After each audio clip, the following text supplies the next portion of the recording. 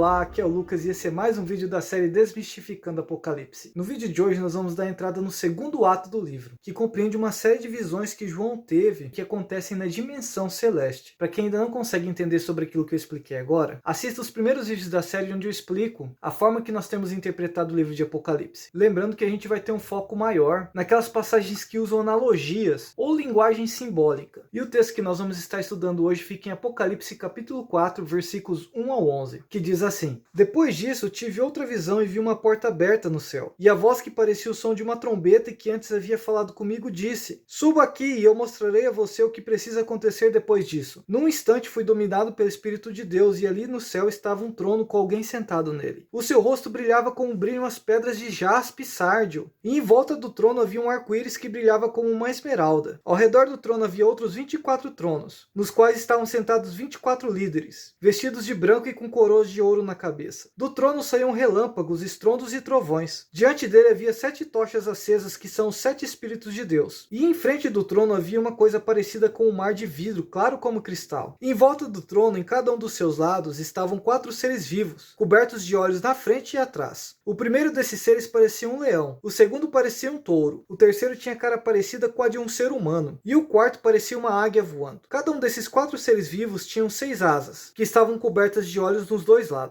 E dia e noite não paravam de cantar assim: Santo, Santo, Santo é o Senhor Deus, o Todo-Poderoso, que era, que é e que há de vir. Cada vez que os 4 seres vivos cantavam hinos de glória, honra e agradecimento ao que está sentado no trono e que vive para todo sempre, os 24 líderes caíam de joelhos diante dele e o adoravam. Atiravam as suas coroas diante do trono e diziam: Senhor nosso e nosso Deus, tu és digno de receber glória, honra e poder, pois criaste todas as coisas. Por tua vontade elas foram criadas e existem. Nessa passagem, João vê uma porta aberta no céu, que representa o seu acesso até lá. Em sua visão, já no céu, dominado pelo Espírito, ele se depara com o trono de Deus. É importante notar a semelhança dessa visão com as visões de outros profetas bíblicos, como nós vemos no livro do profeta Isaías, capítulo 6, Ezequiel, capítulo 1 e Daniel, capítulo 7, versículos 9 ao 14. Em todas essas visões, os autores estão tentando descrever com palavras terrenas aquilo que eles viram na dimensão celeste e gloriosa. E achar as palavras certas para descrever isso não deve ter sido uma tarefa fácil. Voltando para a passagem de Apocalipse, João vê um trono e alguém que estava sentado nele. Como nós vimos em outros vídeos da série, o trono representa lugar de governo, e no caso dessa visão, o próprio Deus Pai estava sentado nesse trono. No versículo 3, João diz que o rosto daquele que estava sentado no trono brilhava como pedras de jaspe e sárdio, e em volta do trono havia um arco-íris que brilhava como a esmeralda. Eu acredito que nessa visão específica, jaspe, sárdio e esmeralda podem estar representando Deus Pai, Deus Filho e o Deus Espírito Santo, cada um com a sua glória específica, mas ao mesmo tempo em uma unidade perfeita. E o arco-íris, que está ligado diretamente à esmeralda, pode estar representando o Espírito Santo, que preenche todo o ambiente do trono. Mas eu também quero destacar uma outra interpretação que faz muito sentido, onde as pedras de jaspe, sárdio e esmeralda podem estar associadas à glória, à honra e o poder descritos no versículo 11 do mesmo capítulo. E o arco-íris nos traz a mensagem de que o nosso Deus é um Deus de alianças. E ao redor do trono haviam outros 24 tronos,